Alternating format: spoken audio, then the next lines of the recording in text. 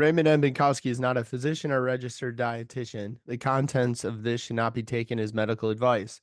It's not intended to diagnose, treat, cure, or prevent any health problem, nor is it intended to replace the advice of a physician. Always consult your physician or qualified health professional on any matters regarding your health. If you're interested in learning more about the content in this podcast, webinar, or episode, click the link in the description or comments to learn more. So I think it would be great if you start off by tell us where the world of supplements are today. Where has it been? Where is it now?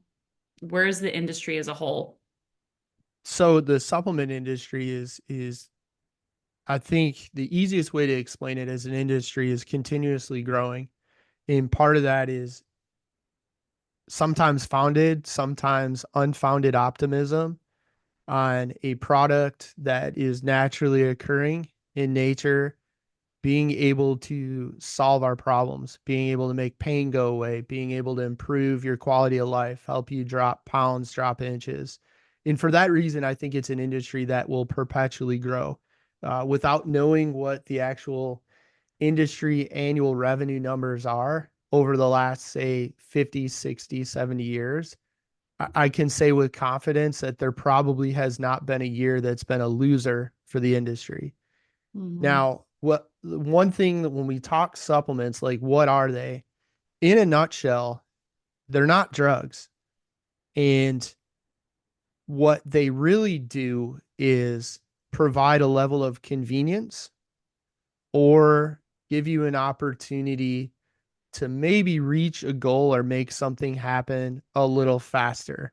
That's going to be most of them. Now, if we're talking of like vitamins and minerals, and let's say that somebody is vitamin D deficient, like this time of year in the Midwest, winter, lack of sunshine, lack of outdoor activities, vitamin D from the sun can be absorbed in humans. Well, without that absorption, it's possible to be vitamin D deficient. Now, in that case, supplementing with vitamin D can help you feel better. If you're deficient in the B vitamins increase red blood cells circulate oxygen. If you're deficient in vitamin B as in boy, you could be lethargic. You could be tired. And by supplementing with vitamin B, you could see that improve. So there's really, there's the you're buying convenience with a quality supplement. There's you might be able to attain a goal a little bit faster with a supplement. Or there are cases, not all, but there are cases that are legitimate where if you are vitamin D deficient and you raise your vitamin D levels to what would be healthy normal for you, you can feel better. Same thing with vitamin B. So there's kind of three ways to look at supplements. Mhm. And so, if anyone's a regular consumer of the news, I think that at some point they've probably seen some piece of information about a lawsuit being brought against, I won't name a company today, but being brought against either a supplement company or a distributor. What are those lawsuits typically for, and why is that something that people should pay attention to? Boy, without having a conversation about an existing instance of a lawsuit, it's hard to say because it's going to be pure speculation. It could be something was in the product that shouldn't have been, right? Currently, like in the headlines last week in the media, and it had been shared a number of times on social media. I've seen it numerous places on social media. So some friends, some family members, some organizations. I've seen the same news piece, which talks about some supplements having a high amount of heavy metals. Is that true? Yeah, it definitely could be. Can that be a case for a lawsuit in litigation? Well, of course it could. And I haven't gone and looked into it. I recall a similar case scenario about 20 years ago. Consumer Reports had done something on ready to drink protein shakes. Ready to drink RTDs mean they come out of a refrigerator, single servings, kind of like a can of pop or a bottle of Gatorade, except it's a bottle of protein shake or a can of protein. Uh, they had found some heavy metals, some different things in them, but cause for concern. But when I looked at the amount of those same things in local water, drinking water supplies, they weren't terribly off. So, yes, those things were there, but in fairness, what other products that we consume on a daily basis have the same issue? And Mhm. it's really hard to know that because, people want to stop the scroll on social media. The news wants to grab attention, they want to hold it. And if we say something sensational, people are going to stop and pay attention. But it's worth saying, well, okay, but what are those same things levels and other things that are regularly consumed across the United States? So I think you need to look bigger picture. But as far as the actual incidents, are examples of lawsuits and litigation, we would need to cite a specific example. Two that come to mind. One was a fat loss product that caused kidney damage and liver damage, and people were going to the emergency room.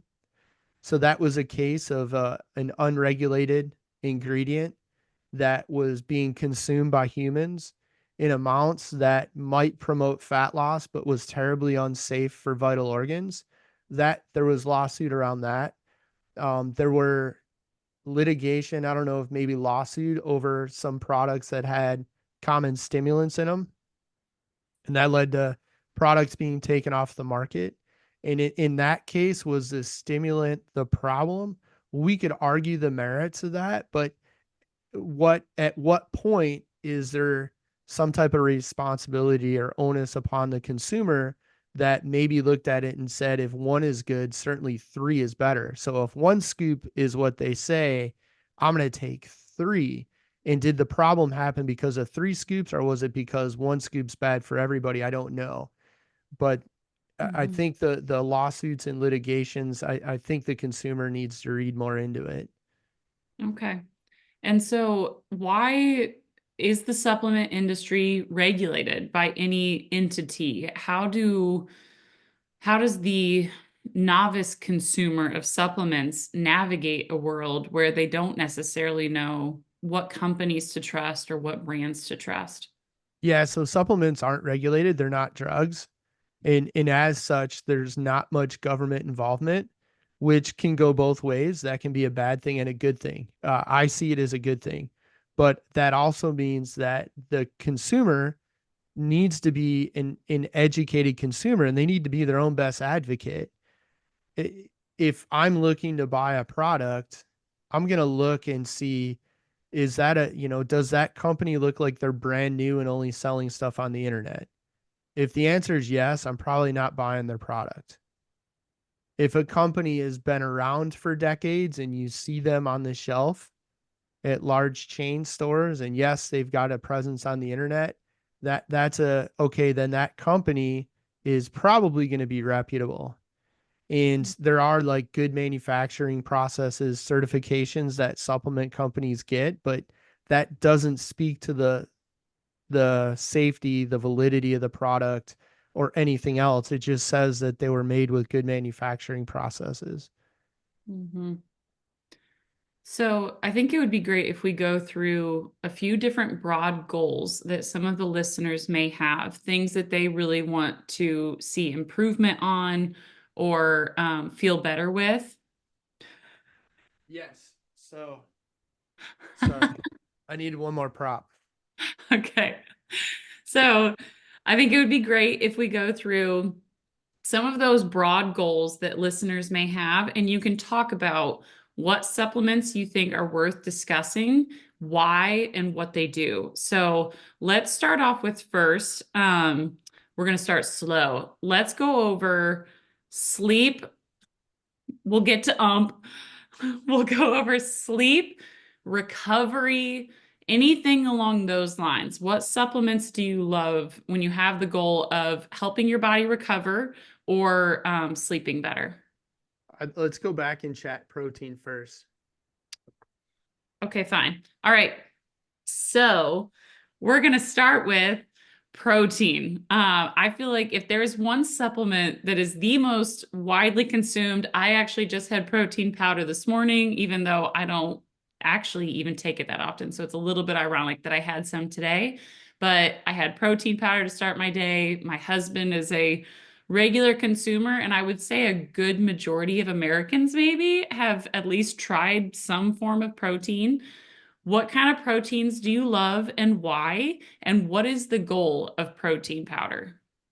And that's why I think it's worth starting with protein.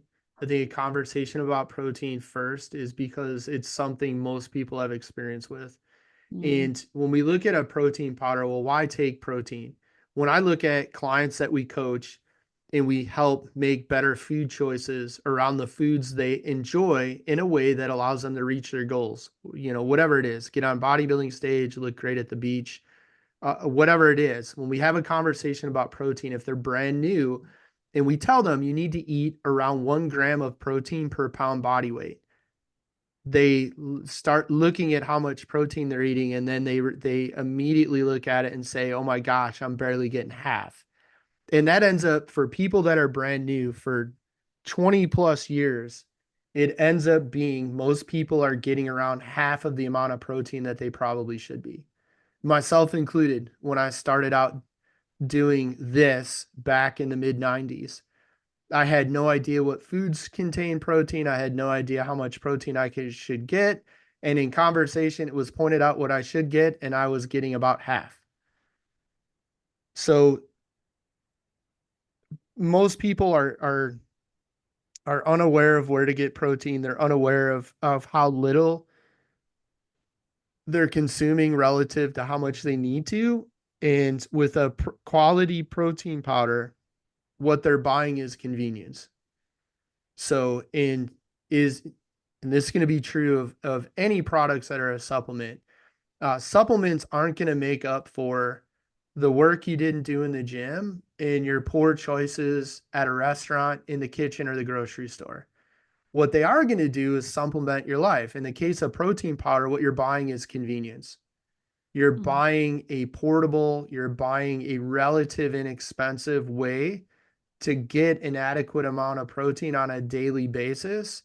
And it happens to come flavored in like chocolate, vanilla, strawberry. So that's, with protein powder, you're buying convenience. That's the biggest thing, is you're getting a convenient way to hit the target amount of protein you should be getting on a daily basis. mhm. Now, I, with like types of protein, the whey protein is probably the most common. It's quickly digested. Now, many companies use a low grade sweet dairy whey. And as a result, individuals that often happen to be lactose intolerant, and even individuals that aren't lactose intolerant, they don't tolerate those lower cost, lower grade sweet dairy wheys. And they get gas, they get cramping, they get things of that nature. But a quality whey protein is going to mix easy, it's going to mix thin, and it shouldn't upset your stomach. And the whey proteins are digested quickly, so theoretically they're best right after you train. And when I say best right after you train, like we were talking offline that you're getting ready to run a half marathon. So the days you do a run, you should have a shake after you run. If an athlete plays volleyball, and let's say she has volleyball practice, when she's done practicing, she should probably be having some protein. And mhm. again, convenience is what is going to be afforded you by buying a protein powder. But whey is probably the most common. It's going to be quickly digested. Theoretically, it is better post workout than other powder proteins. Um, like which is what I use, is a blend of protein powders, all derived from animal sources, all derived typically from dairy. But because it's got a blend of protein sources, it's going to digest slower and it's going to stick with you longer. And the blended proteins are typically going to mix thicker. Mhm. Now we can have a lengthy argument, debate, conversation about whey protein, isolated whey, hydrosylated whey, all of those things. We could argue and talk about whey protein is absolutely the best protein after you finish a workout. And those things would be true. But that being said, we've seen great success anecdotally with clients for the last 20 some years using either a whey or a like casein blended type of protein product after they train. I've not seen this person gets this much better results by using this whey protein after they work out instead of having that blended protein. And you'll see marketing, like marketing will say whey after you work out and that blended casein protein before bed. And there's truth, there's some support research wise for that, but really at the end of the day, choose what you like the taste of, choose what fits your pocketbook, and don't buy things that upset your stomach. If your stomach's upset, it's because it's a cheap protein. Okay.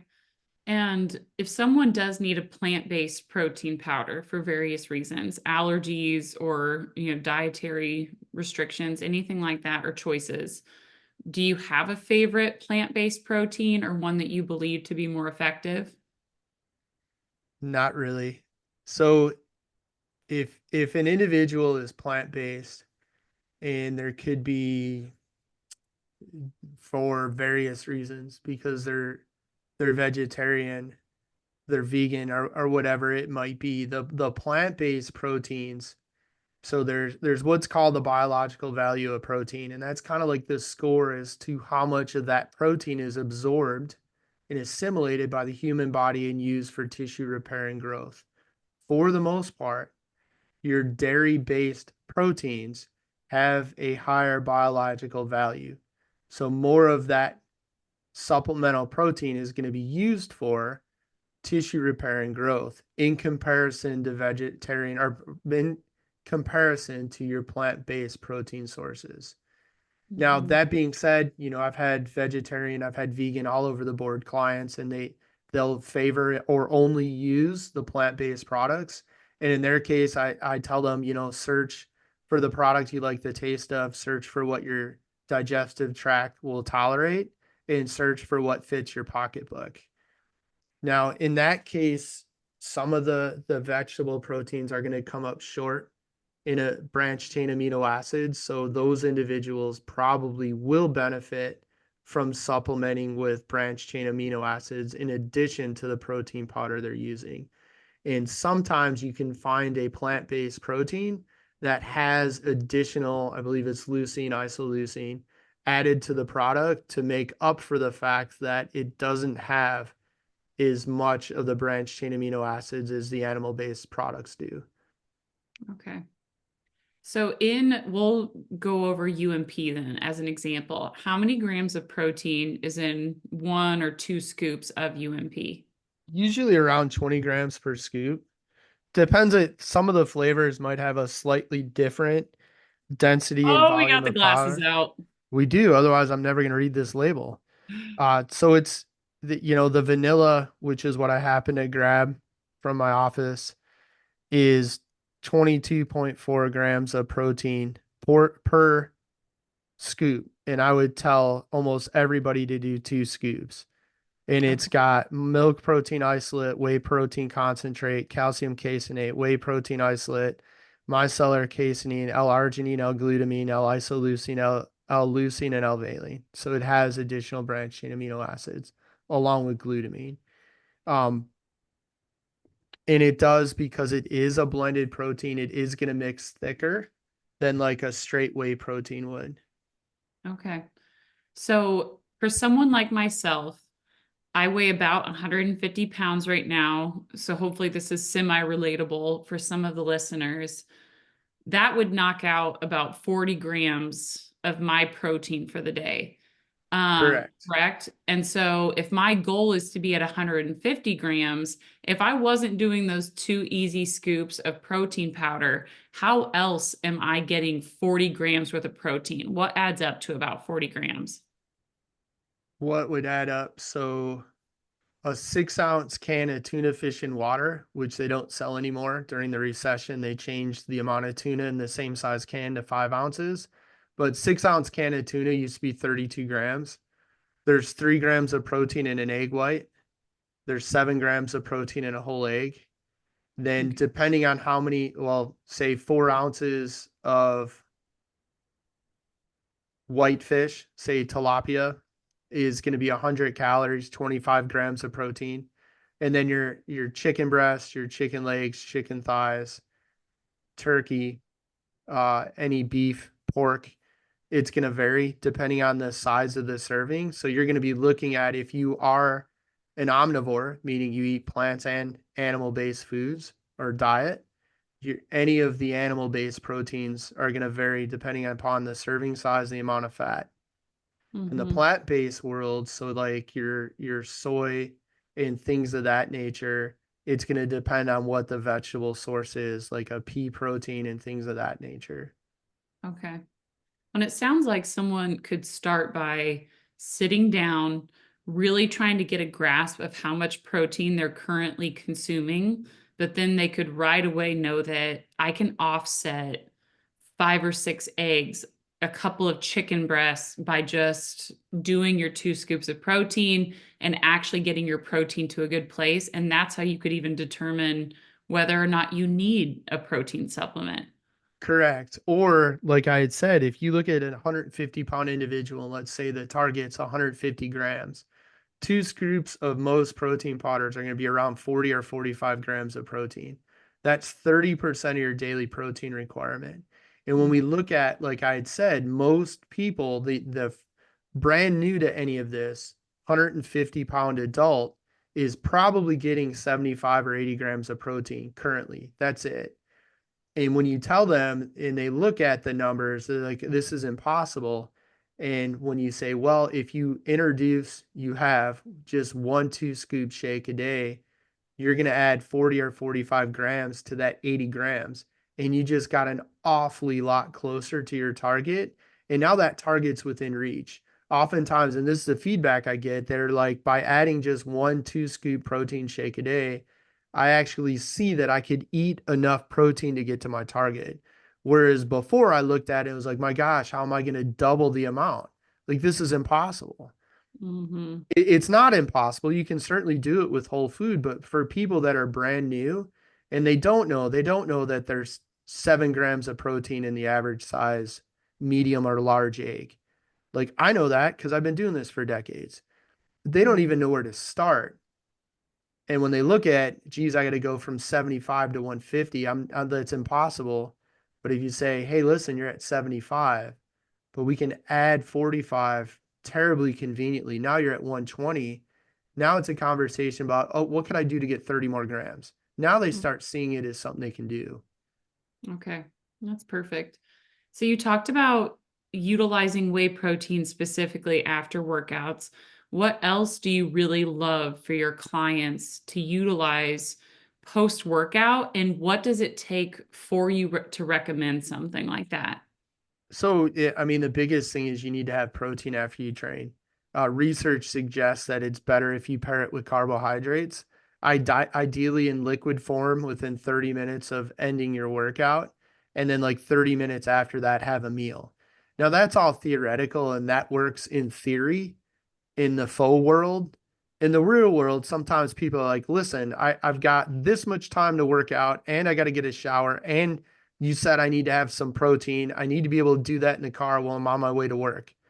So the idea that we're going to pair carbs and protein after they train 30 minutes after their workout ended, and then they're going to have a meal 30, it's impossible. It doesn't work in the real world. So at minimum, having that shake after you train is going to do a lot for you. If you can pair it with some carbohydrates, it's going to do more. And if you can have a regular food meal, like 30 minutes after that, it's going to be even better for you.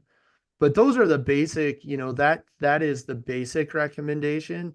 Now, if you have somebody that is looking at um, maybe they want to be a professional bodybuilding competitor. Now, for them, the little things start to matter a lot. And that individual's goals are going to be different than somebody that's in their late 40s, early 50s and just wants to get rid of the spare tire or wants to manage the weight they've been gaining with menopause. And they've got a short window. They're going to work out, shower at the gym, then drive to work or get on the train to work. That person just have the shake and move on. That elite athlete, separate conversation. Mhm. And what kind of carbohydrate sources would you recommend someone utilizing and pairing with? Does that mean grab a bagel for your car ride to work? Does that mean fruit, vegetables? So, like, again, theoretically, probably something that's sweetened with dextrose, which is similar to glucose, which invites a discussion of where can I find dextrose.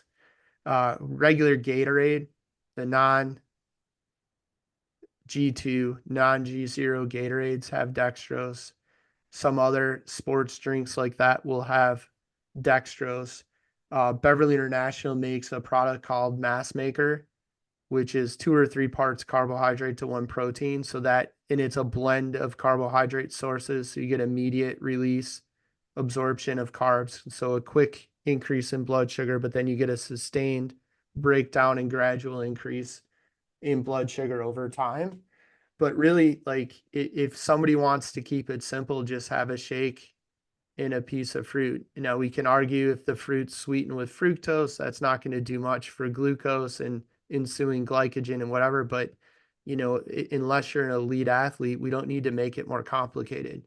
If we start making it complicated, you're not going to do it. Okay. So, talk to me more about other supplements that you utilize for recovery. What do you love and why?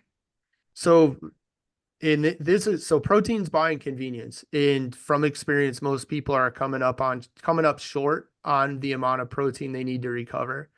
The next thing is the human body is not going to work well if it's deficient in vitamins and minerals. So quality 1 a day multivitamin mineral. It's the way I read it back in the 90s is vitamins and minerals are like the spark in the old Zippo lighter. So you had the spark, you had the wick, and you had the butane, right? And the flint provided the spark. No spark, no flame. So even if the lighter is full, if you don't have a spark, you can't make a flame. So vitamins and minerals are important. Back to like the vitamin D, back to the vitamin B. The body is not going to work as well as it should if you're deficient in key vitamins and minerals. So a quality 1 a day multivitamin and mineral makes a lot of sense for pretty much everybody. And that, like, if you don't have the basics met, it's really hard for the body to invest in tissue repair, yet alone growth, which is recovery, right? So you've got to get enough vitamins and minerals. So, I'm going to pause on the vitamins before you move on. That ironically is an area where I have major trust issues because if I even like pulled up my Target app right now, there would be like a $40 range in what I can spend minimum probably. There's probably a bigger gap than that if I really look. But there can be a $40 difference in what I would spend on a monthly multivitamin. And on top of it, all of them are marketed to act like they're going to do everything I could possibly need and they're so good.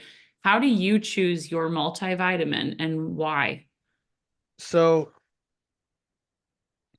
this is Hmm. a super pack by Beverly International, and a version, if I remember correctly, of this has been around since 1967. So how do you know if it's any good? If it was garbage, if it was snake oil, it wouldn't be around for almost 60 years. Hmm. And this is around $30 or less on the internet. So that, that's one way to look at it. A lot of the other, many of the commercial products, they're one pill. The super pack, there's like a dozen small pills in individual serving bags. As an example, it has naturally occurring vitamin E. Synthetic vitamin E's are toxic if you take too much. This has diethyl tocopherol version of vitamin E. It has digestive enzymes, which are important for gut health, which are important for nutrient absorption. Instead of using an enteric coating on the hard 1 a day pills, it's using alfalfa to introduce carbon, which increases the absorption. So there's a lot of things like that are going to be hard for the average consumer to understand and weed through because there's so many options. But again, when you have a product that's been on the market since the late 1960s, relatively unchanged, if it was garbage, it would have went out and been replaced in the 70s. Yet here we are. And do you purchase Beverly yourself? I do. So you're not sponsored by them. This isn't a No, so in fairness, forced endorsement. I think it's important for people to hear that though. yeah, That you love them because you love them, not because you're getting paid or anything like correct. It's what I take. It's what I sold when we had our gym. And I sold other products like the ready to drink protein drinks and energy drinks, stuff like that. But from a take home and use over the next couple of weeks supplement, Beverly was pretty much the only brand we carried. that. And Hmm. it's the only, like my kids take it, my wife takes it. I take their products. Yeah, same actually, because of you, but it's one of the only companies that I've ever spent money on. So it's a big deal. Yeah, and I'm not compensated by them. Okay, so continue then. We went on a small So tangent from yeah, vitamins, but vitamins and what mineral else? protein powder, convenience. Vitamins and minerals. If we don't have the spark, we don't have the flame. So we want to make sure that all of the micronutrients, which is what vitamins and minerals are, we want to make sure those demands are satisfied. We don't want to be deficient. And even so, one time I did something for a reserve unit of the U.S. Navy in the field. I was invited to come speak. So I went to speak. One of my clients invited me. Somebody asked about vitamins and minerals. She said, "Oh, I actually have mine in my car." She went and got them. A nurse practitioner or a master's of science nursing, whoever officer in the group grabbed the box, read the label, and said there is 2,222% of the vitamin C in here. This isn't good, blah, blah, blah, blah. And I said, well, I said, raise your hand if you know where we get the percent RDA from, because I believe it's the minimum to prevent scurvy and rickets. Do any of you know anybody that's ever had scurvy and rickets? Because I don't either. Like we used to get that when we traveled by boat across sea for weeks or months on end. We don't have those deficiencies anymore. And vitamin C is water soluble, so the body's going to safely take what it needs and pass the rest. So there's no downside to having extra vitamin C. Mm-hmm. But the protein powder and then your vitamins and minerals, that's kind of going to be the foundation. And the protein's not necessary. But again, back to that 150-pound person that's trying to hit a 150-gram protein target. They don't even really know what foods have protein. They're already getting at most about half of what they should be. That protein powder is a really convenient way to get where you want to go in terms of adequate dietary protein on a consistent basis. So those are those two products, or types of supplemental products. And again, supplements aren't meant to replace a healthy lifestyle that includes making the right choices in the kitchen, the grocery store, out, out at a restaurant, dining out, whatever it might be. Yeah. And so two supplements that I would love for you to hit on and talk about what they're used for and why. Creatine and then branched chain amino acids or BCAAs. Are those utilized for recovery, performance, and who needs to be purchasing something like that? So creatine monohydrate is the form of creatine if you are going to use creatine that you want to take. So all of these other manipulated names, play on names, types of creatine, typically when I see a company that's doing that, it raises a red flag. Creatine monohydrate is the creatine you want. It's today, many say it's the most researched supplement. So we've done more research on creatine monohydrate than any other supplement if that statement's true. Creatine monohydrate is an instant gratification or time, short amount of time gratification product. Most people within a couple weeks of using creatine monohydrate, if they're brand new to it, if they've never taken it, will notice performance benefits in the weight room or in their sport. They'll notice they lift more weight. They notice they lift more weight for more reps. You'll notice that, hey, I couldn't do this before and now I can. And it's rather instant. It doesn't take long to realize that benefit. In so creatine, because it does increase fluid uptake in the muscle, it can be considered something that's going to facilitate recovery. It's also, again, most studied supplement, most researched. They're finding uses for it for elderly individuals and cognitive decline because of its ability to provide energy, like speaking in generic, basic, watered down layman's terms, its ability to help the brain better utilize energy. There's research, like one of my kids, one of my children just suffered a concussion. There's research in its use post concussion for the brain and recovery for the same reasons. So it's easily the most researched supplement under the sun, and it offers benefits beyond just the weight room, benefits beyond the track, the court, or the field. Mhm. And so talk about branched chain amino acids or BCAAs. So branched chain amino acids play a significant role in tissue repair and growth. And if you're deficient, the body's going to struggle to repair, and that you can't build a larger muscle if you haven't repaired it, right? So through training, through weight training, through exercise, we break a muscle down and the body responds by repairing it and building it back a little bit stronger. Mhm. And if you're deficient in branched chain amino acids, particularly leucine, isoleucine, you're going to compromise the ability to recover. And if you can't, and then grow larger, right? So you have to get those from your diet or you're not going to recover. Now, that being said, Mhm. having known personally, the friends of mine, some of the people that were at the front of the BCAA industry, and when people call them BCAAs, it drives me bananas because it's like, do you know what that four-letter acronym stands for? And they're like, what do you mean? They're BCAAs. They're like, no, they're branched chain amino acids and they have names and you don't know them and you didn't know what branched chain amino acids are or were, but it's what's in that fluorescent bottle of stuff you're drinking. That, yes, the research says if you're deficient, it's going to shortchange your recovery and growth.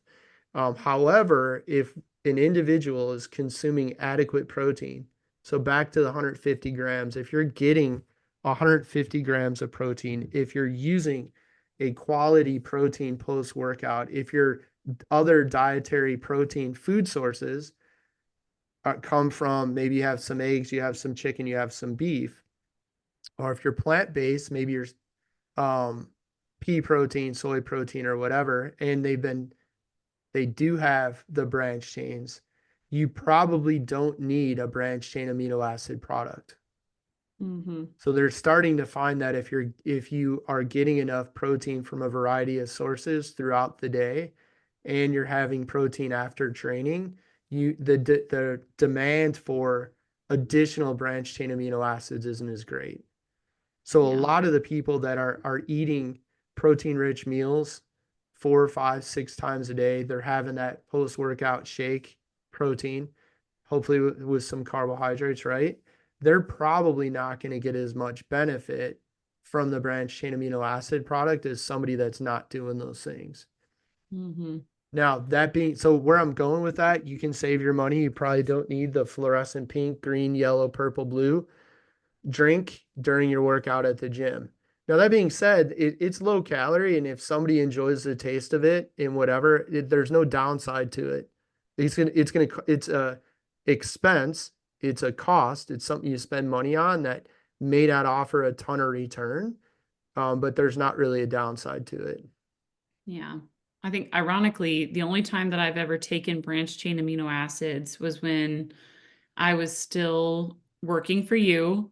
I was on the floor training a ton. So, of course, you're physically active, busy, and, you never really sit down, which was my favorite part, but very active. You're up and moving. So, probably not doing as good of a job as I could have done with nutrition. But I had this terrible boss that was making me work all the time, stuff like that. And I was prepping for a show. So I was training really, really hard once I was done with work. And I was getting to a point where things that should have started feeling better, I was shaky for. And like I wasn't seeing the same improvements. And you had recommended, you could try something like this. It might help. And it actually did. And I did start feeling better. But that's always kind of shifted my view for branched chain amino acids is there's a lot of people that are spending money on something that maybe they don't physically need. Like Right.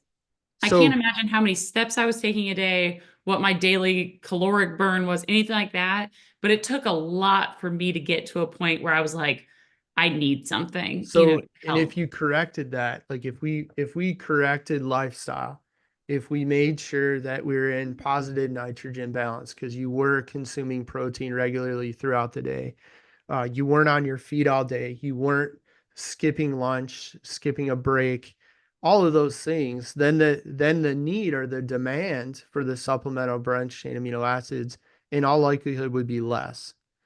So Hmm. it's not that there's not a case for them. It's just that if you walk into a large chain gym today, a lot of the people of a certain age are all going to be drinking branched chain amino acids and they have no idea why, yet alone have they considered if it's even worthwhile. But again, there's no downside. Like I have a female figure competitor client right now. She likes drinking branched chain amino acids. Like it's just kind of like her go-to drink. There's no downside. Does she have to? Probably not because of what her diet is like. But is she getting a ton of benefit? No. But she likes it. She has the budget for it, so go with it and don't worry about it. Okay, perfect. So we'll switch back to big goals and what can help you reach them. We'll start before the workout. What do you like for stimulants pre-workout? Does anyone need them, or is that strictly a want? I think it's in the last 25, 30 years, pre-workout something has been popularized by supplement companies with a product to sell. And in the 90s, that product was ephedra, caffeine, and aspirin, or a powder would typically in tablet. At the end of the 90s, they were in liquid and energy drink form, or a powdered product like Ultimate Orange. And they were high in stimulants. It did have both caffeine and ephedra and then aspirin in the ECA products. So the companies were marketing that. Import performance did improve in the gym. Like there was support, there was data that said if you take this and then go lift weights, you lift more weights. Well, of course you're going to. You're taking a stimulant. So that's where a lot of the pre-workout stuff started. Now, the ephedra that was available in the 90s is gone to my knowledge. Like different forms and versions have come back out, but it's not what we were using in the 90s. And personally, for me, and this is my opinion, like my pre workout's coffee today. And I think that's more than enough. And the idea that you need a strong pre workout, a lot of the people that are big on the pre workouts would benefit from being equally big on doing the hard work in the gym, right? It's kind of what the in crowd is using, just like the branched chain amino acid drinks, the powder, fluorescent powders in the water bottle. It's what everybody's doing, so everybody's doing it. And you're going to do it because everybody else is doing it. And they don't know why they're doing it, but everybody's doing it. So we end up in that group think, that group, everyone's doing it, therefore we must. But I don't think pre-workouts are necessary. If you want to have an honest conversation about the research, sure, if you use stimulants before you weight train, you're going to lift more weight. You're going to run faster. You're probably going to run faster longer. Is it a requirement? No, it's not. And then there's a conversation that with the use of stimulants needs to be had. The longer you take them, the more you need to take of them to get the same benefit. So Yes. your body will adapt and adjust, and you won't get the big hit of energy on leg day that you used to if you've been taking that pre-workout every day before you train. And typically what happens is people will start taking a pre-workout before they hit the gym. And then pretty soon they take it on their off days, and then pretty soon they take it every day, and then pretty soon they're not noticing it anymore. So they start, again, if one's good, three's better. Hmm. I think there's something to be said too for that little placebo bump that I get from coffee, so I can relate to an extent. I don't think I've ever had pre-workout a day in my life.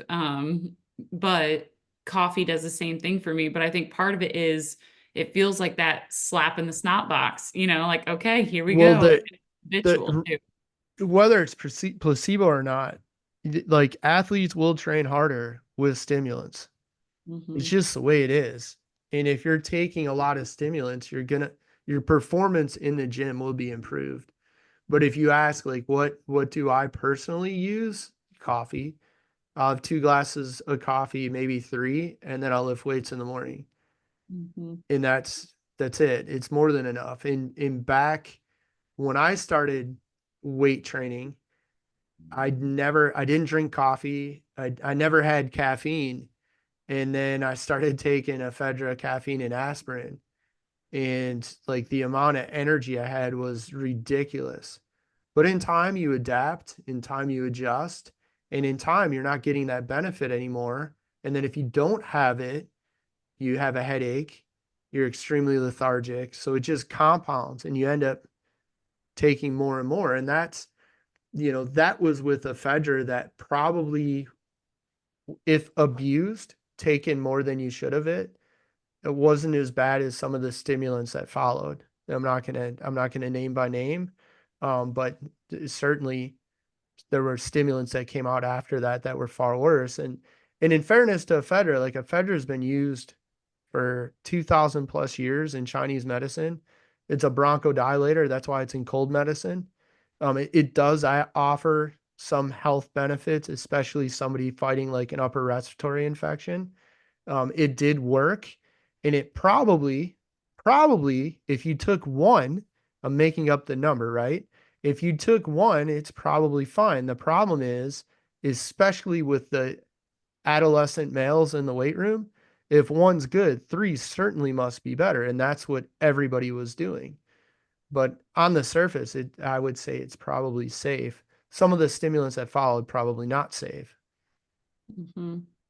And with something like a pre-workout powder or something like that, what are the real performance benefits that you are going to see? Is it increased blood flow? Like, what is going to actually boost you in the moment? Kind of the foundation of a lot of what would be labeled as a pre-workout today is stimulants. So it's going to be chemical energy. Hmm. And with that chemical energy, you can lift more weight, run harder, longer, right? There are going to be things like arginine that is a vasodilator as well. It is going to uh, improve your blood flow. It is going to improve your pump. It will contribute to lifting more weights, but most companies, their pre-workout is built around some type of energy product, some type of stimulant. Yeah. So then looking at overall health, are there any broad supplements that you feel like either by certain age groups or gender or anything like that, that you feel like every person in this category should be taking this? Yeah, so everybody like protein's going to make your life convenient. So the protein powder. And then we look at vitamins and minerals, and vitamins and minerals could arguably go first. But vitamins and minerals are important because again, no spark, no flame. And you got to have a flame. After that, I think creatine has a lot of upside. It's not a must take. And in 2.5 decades of doing what I do, I know of one person that had adverse effects from taking dietary creatine, as shown by his urine and blood tests. I still have a hard time believing that. So he quit taking it. His doctor said you can't have it. And maybe it's true, maybe it's not. I question whether or not something else was going on. But removing that creatine makes a lot of sense. We're finding benefits for aging populations. We're finding benefits for post concussion athletes. And there's definitely a benefit for like 99.9% of the people that take it when it comes to exercise. For the middle-aged male, so individuals over the age of 30, zinc magnesium aspartate or ZMA and quadricarn. So quadricarn is a product by Beverly International with 4 forms of the amino acid L-carnitine. But and we'll talk about that in a second. ZMA is going to help individuals get a more uh, deep, restful sleep. So it has a positive impact on quality of sleep. And quality of sleep plays a role in everything. Circadian rhythm, so your heart health, your ability for tissue repair, for growth. I mean, pick something. That you have to get a quality night's sleep, or a lot of things with your health and wellness are going to suffer. And ZMA, in addition to that, zinc plays a role in testosterone production. It doesn't mean if you're female, you take zinc, you'll make more testosterone. Probably not likely. I would stop just short of saying impossible, but pretty darn close to impossible. But for adult males, again, if you're deficient, the way I've always explained it is if you're trying to spell the word cat and you have a C and you have a T and you don't have an A, you can't spell cat. So if we're deficient in vitamins and minerals, if we're deficient in leucine or isoleucine, it's really hard for the body to do what it needs to do. It's just like trying to spell cat when you have a C and a T and no A. So inadequate zinc, deficient zinc has been associated with males not with males being deficient in testosterone. So ZMA is a great product. It still offers the same sleep benefits for women, but men get the extra benefit of the role zinc plays in natural testosterone production. Uh, the amino acid L-carnitine has been shown to have a favorable effect on lipids, so your blood fat, what we call cholesterol. It's also been shown to play a favorable role in fat loss. And then a combination of four forms of it may exert a positive effect on the hormone receptors in males for male hormones, which means that middle-aged male, it's not just that we're not saying they're going to make more testosterone. We're going to say that at the receptor level, that individual is going to be better able to utilize the testosterone they're naturally making. So middle-aged ZMA, middle-aged males, ZMA and quadricarn. An arginine product, something like I'm going to keep citing Beverly International because that's what I use and have for 25 years.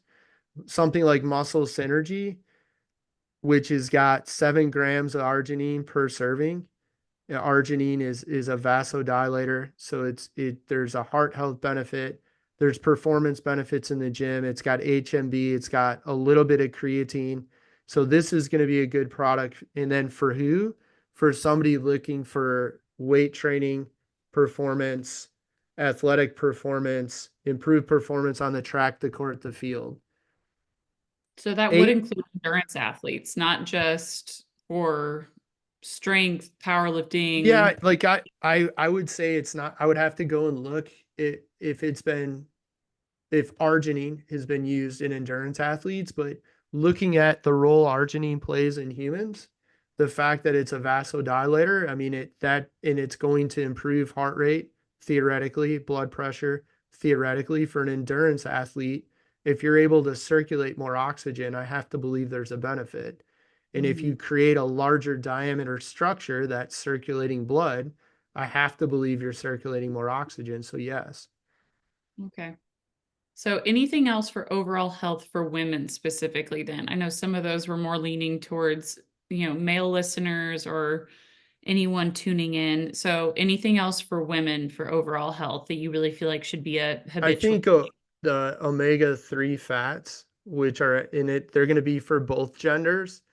They're anti-inflammatory. They can improve your cholesterol profile, total cholesterol. They can lower the bad cholesterol, raise the good cholesterol. And then like there's black cohosh for women that are menopausal, ashwagandha for managing the stress hormone cortisol, phosphatidylserine for women that are finding their cortisol level goes up at 2:30 a.m. and they're wide awake in the middle of the night. Sometimes taking that before bed will help manage that cortisol level and keep it from spiking in the middle of the night. Mhm. Good.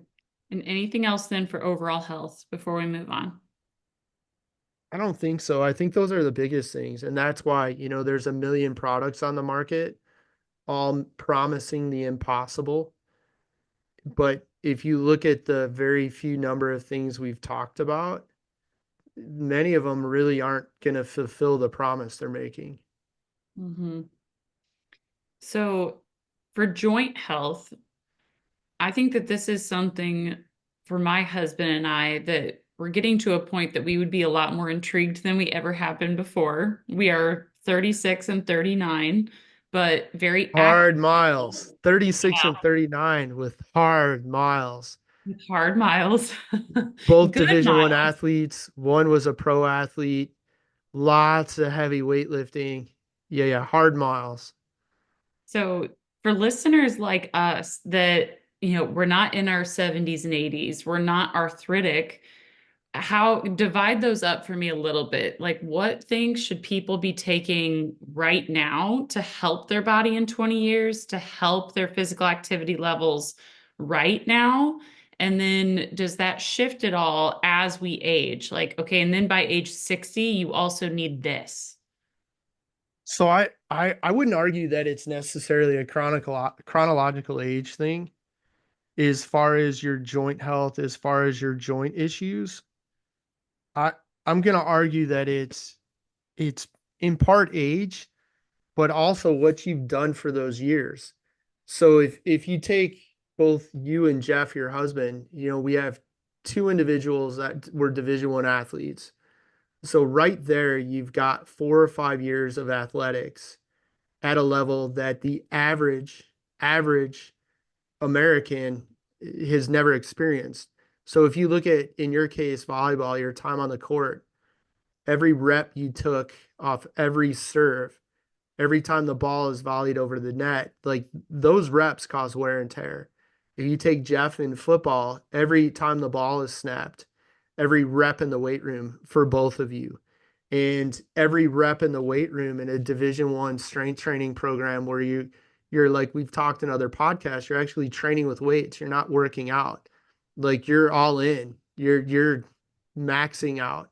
You're training to your true potential. You have a group environment where in this case is the rare time where that group esprit de corps in a strength coach is going to drive you to do things in the gym you wouldn't do on your own. That over X amount of time is going to cause wear and tear. And I don't think it's a matter of when you're 60 or 70. I think for individuals with your background, you probably have more wear and tear than somebody that didn't play sports. Mhm. Now, there's outliers. There's some folks that will never have an issue, but if we look at the bell curve and we look at the sweet spot of the curve, you're probably going to have a lot more wear and tear than somebody that's 36 and didn't do those things. Mhm. So proactively today, joint products. And I had a car accident years ago, had to go see an orthopedic surgeon. I asked him about glucosamine and chondroitin, which at the time, those were the two, they were the products. If you're laughing at, because I got these glasses on, I don't even want to hear, see it. It's terrible. By the way, you've been wearing them the whole time. I only need them to read a label. I have an astigmatism. You're getting older. There's a Don't make difference. your problems mine. So you've been broken from day one. Okay. Um, I asked my orthopedic surgeon, I'm like, hey, this glucosamine chondroitin stuff, does it work? And he said, ironically, if you asked me a couple years back, I would have said no. But I was recently at an orthopedic conference. The president of the orthopedic organization was opening up the conference, doing his keynote, and he said, hey, those of you that know me know I used to be an avid golfer. I gave it up because my back, I just couldn't deal with the aches and pains. I got to tell you, we've all poo pooed this glucosamine chondroitin stuff. I've been taking it. I'm back to playing golf and I'm pain free. So glucosamine and chondroitin were used in veterinary medicine for a long time with animals, particularly a large breed animal like horses, to manage joint pain. And sitting here today, like it would be hard, you'd be hard pressed to find a middle-aged American that hasn't heard about glucosamine and chondroitin for joint health. So Mhm. they do work. Glucosamine, chondroitin, MSM, hyaluronic acid, those are probably the four things that you want to look for in a joint product. Now, where we start to have an issue, and we didn't cover this with the other products like creatine monohydrate, you need 5 grams a day. You need 5 grams a day. Why? That's what's been shown in research. And anecdotally, that's when people start noticing benefits. With creatine, if you load it, meaning you take 5 grams 4 or 5 times a day for a week, you just get the benefits of creatine sooner. Shifting gears back to the joint products. If you're going to take glucosamine, chondroitin, MSM, and hyaluronic acid, you need to get enough of it per serving. Same thing. Again, I'm going to bounce around with L-carnitine. Like I believe it's 600 milligrams of L-carnitine per serving, or you won't get a benefit. Mhm. Many, if not most, L-carnitine products have 150 to 250 milligrams per serving. So a third of what you need to get a benefit.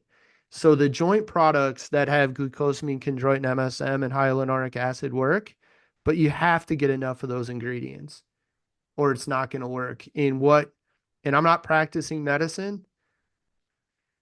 I'm not dispensing medical advice. I'm not telling anybody to disregard the advice of their attending physicians. Now, what I can tell you is anecdotally, with this product joint care that I'm holding in my hand, that is made by Beverly International, even though it says the serving size is 3 capsules per day, many people do well to take 4 times that amount per day, so 12 per day, until they see an improvement, so a reduction in joint pain, and then start backing the amount you take daily down. And most people are going to arrive at around 4 to maybe 8 per day.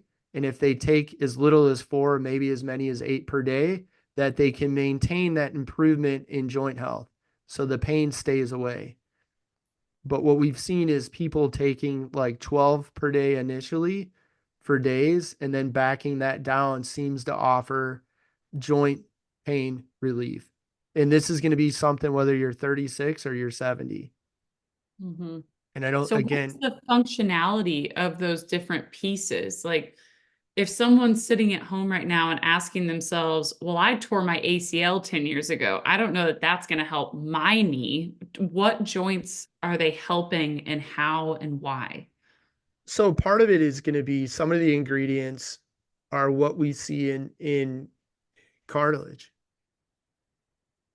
connective tissue, right? Stuff that's in the joint. So you're taking the stuff that's in that tissue. And then the other part of it is a reduction in inflammation. So anything that ends in itis is the Latin suffix for inflammation. So arthritis implies inflammation. So if you can manage and reduce the inflammation, it's going to feel better. If you can provide the raw materials for the tissue in the joint that's damaged while removing the inflammation, not only are you likely to feel better, but it's likely to continue to feel better. I bet.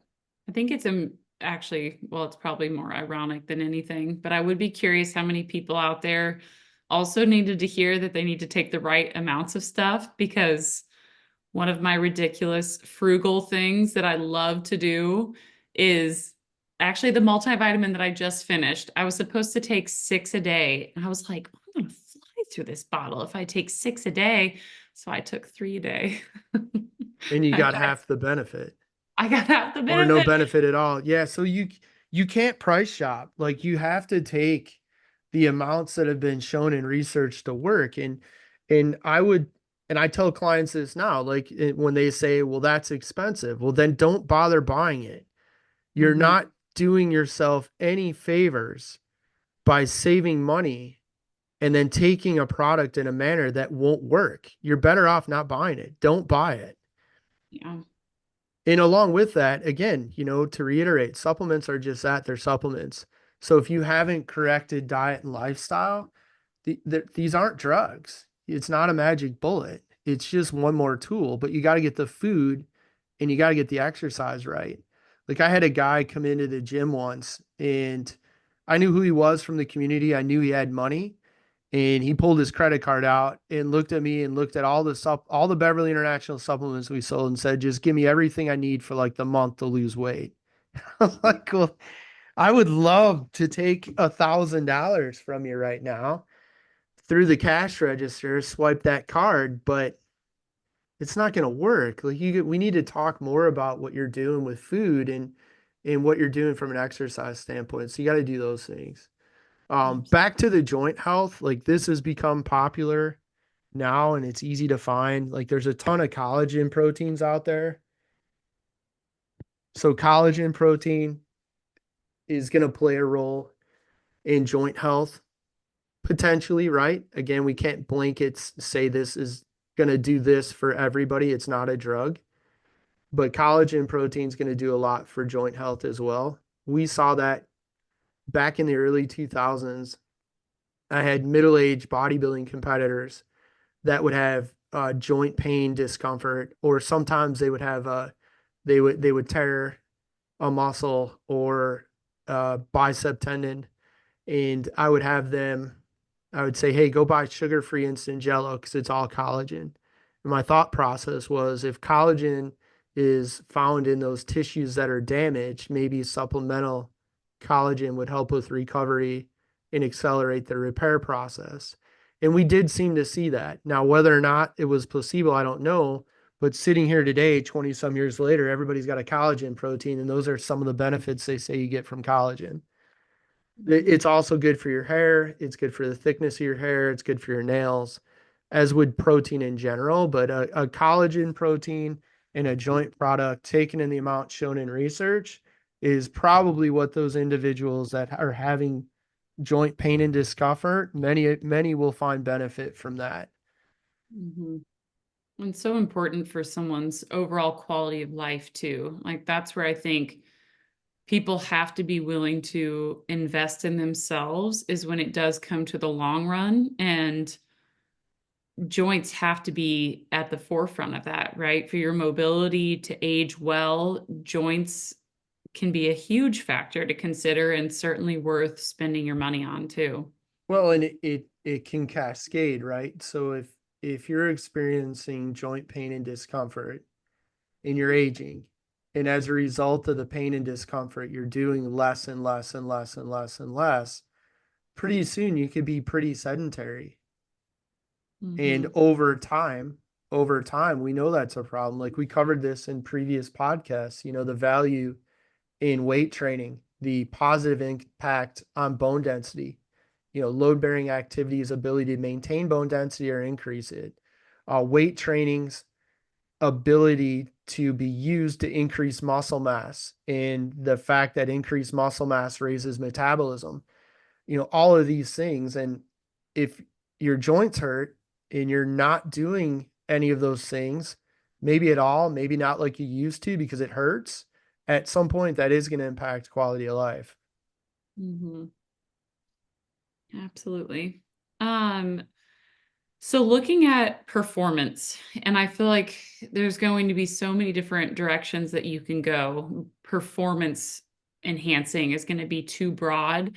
So feel free to be more specific for the type of athlete or the type of person. But are there certain things that you recommend to really improve performance? Either for someone that we can blanket it as an athlete, someone that's very physically active, doing very demanding things, even whatever makes it easiest to move forward. But do you recommend any supplements? Yeah, it's going to go back to kind of what we said, protein, creatine. I do like the arginine type products pre-workout. We had an NFL football player. Beverly International had just come out with their muscle synergy. The NFL player had had a shoulder surgery, was just getting released for do whatever you want activity. So back to the weight room, no restrictions type release. We use muscle synergy, and within days of returning to the weight room, he was very quickly lifting more and more weight, even though he had a significant layoff from weight training because of the shoulder surgery. So I think the arginine products, so if we laid it out, ideal case, maybe some type of liquid carbohydrates 30 to 45 minutes before training. And then during the workout, maybe liquid carbohydrates, depending on what it is, depending on the intensity and duration, Talk to right? me more about liquid carbohydrates, though. What is that? What does that look like? The most common one that you're gonna find or see is gonna be like a Gatorade, a Powerade, a Sportade. And they're typically will be sweetened with dextrose and fructose.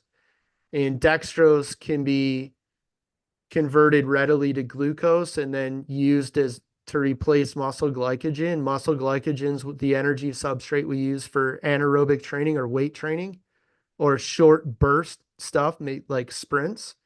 Fructose is going to play a role, I believe, by the liver, I think the brain for energy needs. And again, like we have to take care of the must items to live.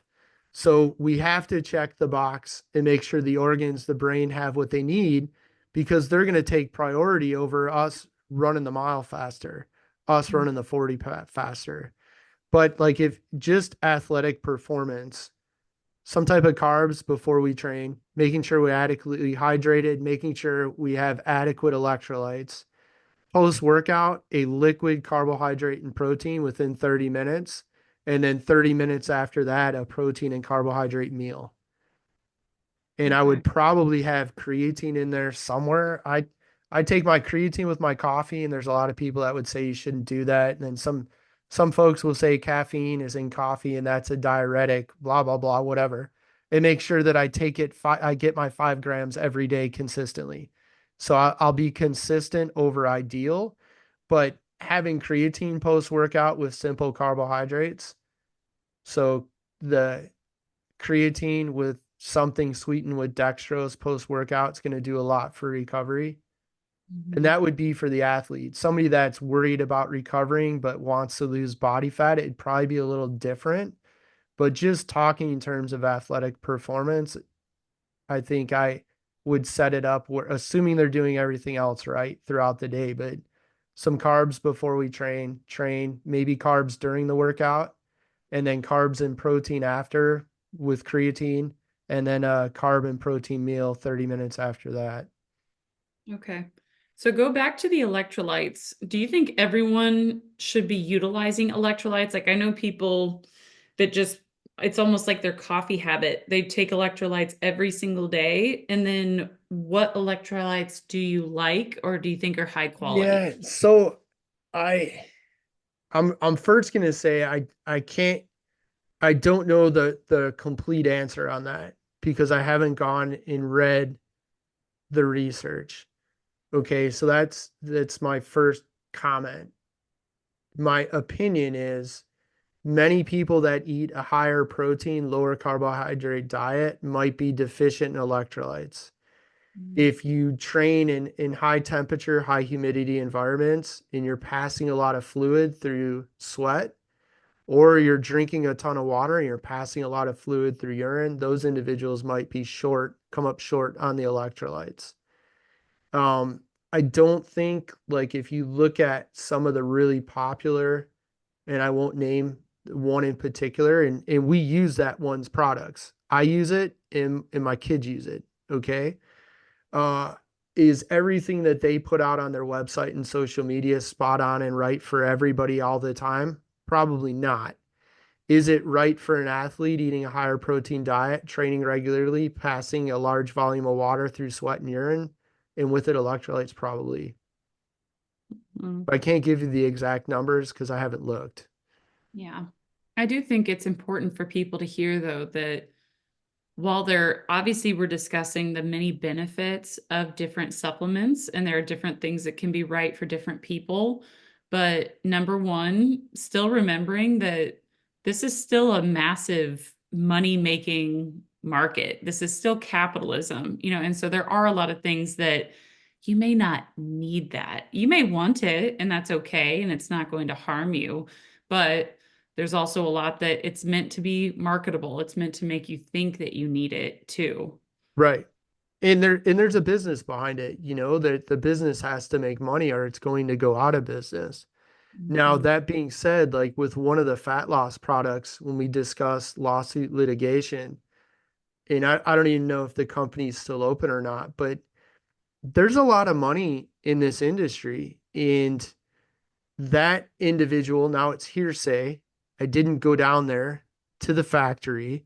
I didn't look at the guy's car or cars, but supposedly he had the owner of the one company had a Ferrari.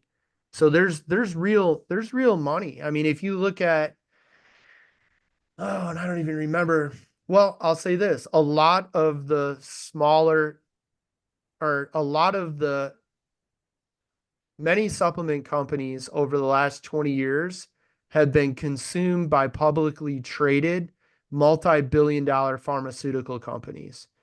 And they wouldn't be consuming those companies like for sales prices in the hundreds of millions of dollars if that company wasn't producing very, very high profit margins. They're buying the cash flow and they're also buying the profits.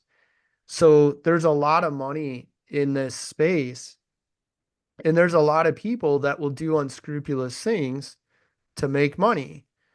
Well, our L-carnitine helps with fat loss. So we're going to sell a product that's got 150 milligrams per serving. It's not enough. But if we put enough in there so the people got the benefit, they'd look at the price tag and they wouldn't buy it. Right. So it's hard for the average person to look at it and sort through it. But you can go and look up just like how much XYZ has been shown to produce ABC benefit or outcome. The data Mhm. is out there. You just got to spend a little time to educate yourself. Definitely. So the next one that I think is becoming more and more popular, I guess, or I hear about it more and more lately for one reason or another, but gut health. And I know that that can be broad, but I feel like that's a huge marketing term that you hear constantly now. I was even on a company's website 2 days ago looking at a different product, but they have gut health tests and things like that, and things that are supposed to help. And it's prebiotics, it's probiotics, it's supplements. Do you feel strongly about any of those? Yeah, there's no question. The health of our gut has a direct impact on our immune system. It directly impacts everything. Because if you think about it, if your gut is unhealthy and it can't do its job, the right nutrition, the right supplements may not matter because you may not absorb the things that you need to. Mhm. So gut health is extremely important. Uh, Prebiotics or probiotics, yes, there's benefit, but again, you need a quality product. I think there's benefit to digestive enzymes for sure. Um, but beyond that, I don't know that there's a lot of products that will matter all that much. Yeah. It can be a slippery slope, I feel like, too. Like, even just having a son with a dairy and egg allergy, and he's not anaphylactic, he has a gut response. Even that's been interesting over the years, and just hearing the different things that people swear will help him or will help his body learn to digest different things and even things of that nature. I think there's so many people out there too that part of the reason I bring it up is, you know, he's dealing with dairy and egg, but there's also a lot of other people that it's gluten, it's, even beers or So alcohol. if you so if you look at dairy, a lot of the part of the dairy intolerance is insufficient enzymes to break the dairy down. So the body's got to do something. So it does things to break down what normally some enzymes would do. And we end up with that gastrointestinal distress. Egg could be similar. And that being said, people with allergies to food, the allergies can change over time. Mhm. And and that's what we've always said. And I've never looked up to see if that is medically true. but maybe they change over time because we restore some of the digestive enzymes and our digestive system's healthier, or our quote unquote gut is healthier. And as a result, the intolerance we had is gone because now the systems are healthy and are able to do their jobs the way they're intended. Mhm. The gluten, a lot of people have an intolerance to gluten.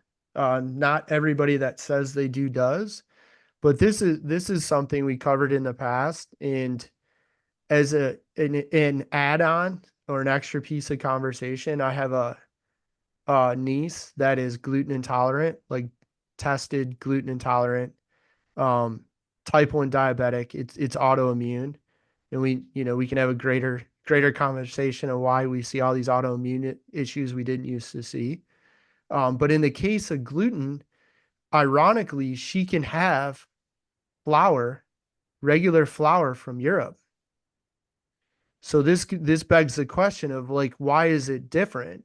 My opinion and my suspicion is how they are treating the field and the seed and the crop that gets harvested and turned into flour is different than what we do in North America. And I would suspect the use of glyphosate probably is playing a role. But she can tolerate European flowers and whatnot with zero issue. Whereas if she has them here, she has a very, very significant inflammatory response. I bet. So, is there anything else then that you do recommend for gut health as far as supplements go? No, I think like yes, yogurt. Yes, in yogurt would be like a prebiotic, if I remember correctly. Yes, probiotics. We used to be a distributor for one probiotic company, but probiotics, yes, offer benefit. And then I think digestive enzymes. And I've seen people with gut health issues have them resolved by correcting the gut. Uh, in addition to that, like when I was in the 90s and as a kid, I was overweight and I didn't tolerate dairy very well. And when I was in college, like I legit was lactose intolerant. But as I corrected my lifestyle, I changed my exercise habits, I changed my eating habits, the lactose intolerance went away. Hmm. Now, in fairness, back then, I was eating a half a box of Fruity Pebbles every morning with a half gallon of milk daily. And then I'd be sick an hour later. And if I looked at pizza, I'd get sick. So I would, like, if we got pizza, I'd peel all the cheese off and give it to a friend and just eat the dough and the sauce. Like today, I can have pizza and I don't have an issue. But that being said, I don't eat cereal every day. Like I never drink milk. And I don't have any of the tolerance issues that I had to dairy from the time I was a kid through college. Hmm. A half a box of Fruity Pebbles. I'm impressed, actually. That sounds good right now. That's how I got fat. Those things are related. I mean, at least it was good stuff, though, high Yeah, two quality. sleeves of Oreos, half gallon of Kool-Aid. Mm. That was breakfast sometimes. Yeah, All the terrible. good things start with Kool-Aid. Yeah. So. What could be Okay, so bad? next we are going to talk about sleep, and especially how it pertains to recovery. But I do think that it's important to note that there's so much more of an emphasis now, finally, for athletes or anyone with any real goals for their body, or maybe it's a performance driven goal of any type. I think that there are great conversations now about how important your sleep habits are. And if you truly want to improve your performance, that's a place that you have to be paying attention to, just like hydration, nutrition, everything like that. But when we talk about getting a great quality of sleep, because there's so many people that get obsessed with, I slept 8 hours, I slept 10 hours, I slept 4 hours. So if someone's really looking to have the best quality sleep possible, what supplements do you love for something like that? So sleep is kind of like it's the reset button. every day. And it's not the duration of sleep, it's the amount of quality sleep. And ZMA, like I had already said, that this does a lot for a lot of people in terms of getting a quality night's sleep. The next products, and one of my former coaches that worked for me now still coaches and trains and actually runs a training gym down in Franklin, Tennessee. He told me about these. These were on Huberman podcast at some point, Andrew Huberman. And I just bought them and I take them most nights. And I can't tell you the specific mechanics about this, but I can tell you that when I take these products, I wake up having had a more restful night's sleep. So magnesium L-threonate, there's more than one version of magnesium, but magnesium L-threonate, apigenin, and then L-theanine or L-theanine, however you say it. I can't give you the amounts because I haven't looked at them. So I take 3 of the ZMA. I can give you that one. It's 3 a night. And then I usually take one of each of these and I sleep better. And that's 100% opinion piece. I did go and find the Huberman podcast where he talked about it. And to be honest, I never even listened to it. But I do seem to get a higher quality sleep when I take those. Okay, And perfect. sleep's the reset button, right? Like if there's so many things that go back over our evolution, like just your circadian rhythm. And that's why like people with sleep apnea, which I have severe sleep apnea will impair cardiac function because like again, the quality sleep's the magic reset. Mhm.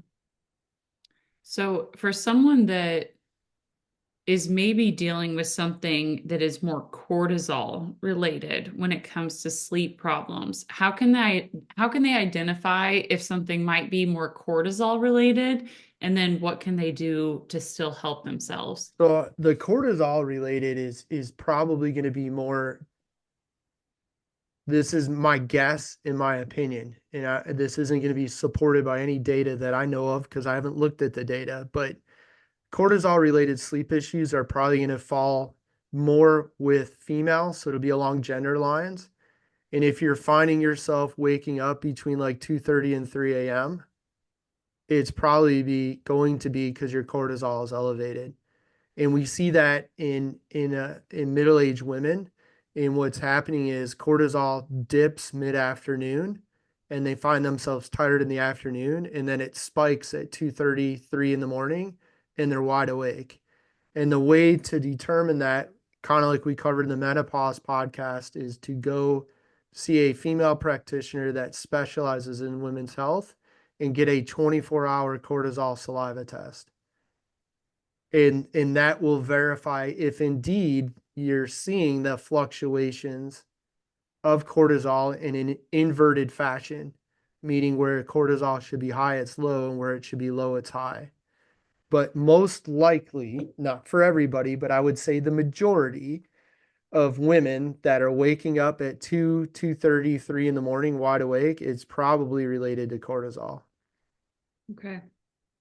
And cortisol in general can also be related to someone's stress levels and coping mechanisms, or do you typically only see it come up on a person's chart, I guess, if it's related more to menopause? Well, I think anything's gonna be related to stress, and the more stress you have, the more the human body is gonna be impaired when it comes to proper, normal, healthy function. Mhm, definitely. So you talked a lot about protein and powders and shakes and how you can help yourself there. Is there anything else? And we talked about that being an addition, a boost. You still need to put in the work, things like that. Are there things that you love for meal replacement, or do you feel like there's nothing that can replace I a mean, meal? Don't waste your a time. there used to be a way that they classified a supplement as a meal replacement. It's kind of gone by the wayside because protein, like everybody just refers to shakes as protein shakes. But I think a true meal replacement wouldn't be mostly protein and very little carbohydrates or fat. It'd probably be a combination. But I Mhm. think like if you want a meal replacement, have a protein shake and a piece of fruit, have a protein shake and a bagel, right? And call it a day and move on. Give me some of the things that you wish everyone was doing, and then some of the greatest mistakes that you see people making. I think make life easy, buy a quality protein powder and use it as a way to supplement your whole food dietary protein. That's probably the biggest thing. Things that I would like to see people quit doing is stop looking at supplements in the supplement industry is the end all be all. Like you still have to do the work. Like you have to do the work in the kitchen. You have to do the work at the grocery store. You have to do the work when dining out, and you got to put the time in the gym under the bar, right? You got to exercise, and you're not going to spend money and supplement your way out of that. That's probably the biggest thing. I always feel like, especially with steroids in particular, but it's the same conversation around supplements. I think that there is a misconception that with steroids or supplements, that if you're doing those things, it's a magic switch. You know, all of these things happen for you if you're doing those things. But even with something as strong as a steroid by comparison to supplements, you still have to put in that work. And nothing works unless you do, is the saying, right? Right. That's so important for people to hear. And that's also where people can draw a line of, do I really need this too? If you're not training at a certain level, if you're not programming well, if you're not working with someone that's really making sure you're on your stuff, you could be wasting money too. Yeah, and there's a lot of the products people are buying. Like I'll get that. I'll intake a new client and she'll share everything she's taking. And there'll be a lot of the things that the ingredients in a product might make sense, but the amount she's taken isn't remotely close to the amount shown in research to produce a result. So you have a choice. Start taking a lot more of it or save your money, don't buy it again, right? Finish the product out. It's not hurting anything. You're just not going to get the benefit.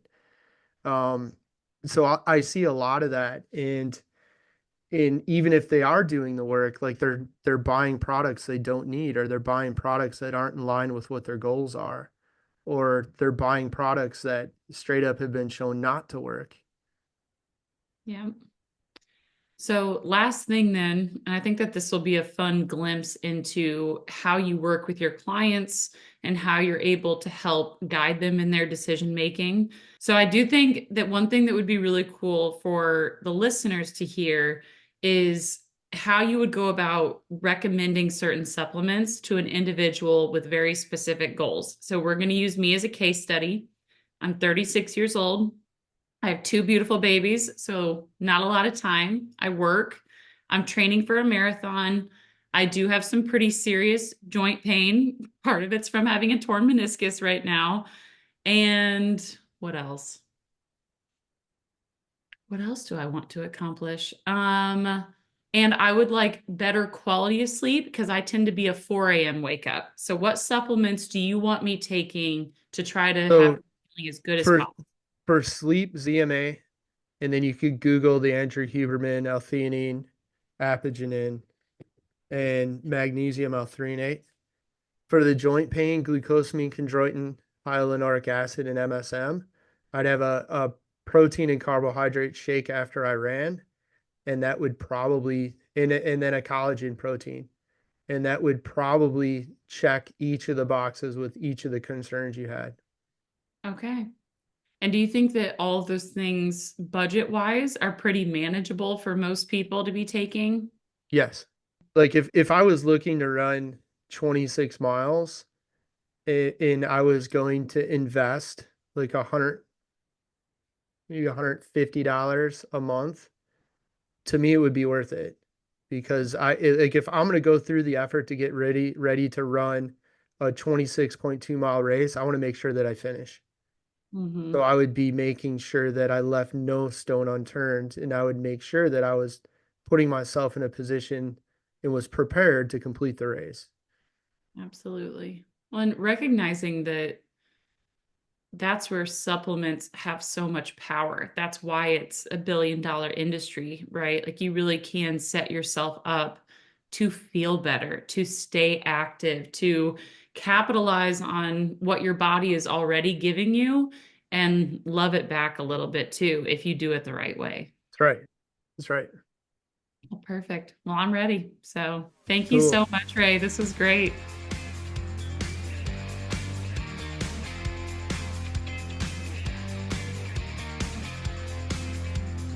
If you like our content, be sure to subscribe to our channel, leave us a comment below. Also, be sure to check us out on your favorite podcast provider. See the links in the description below.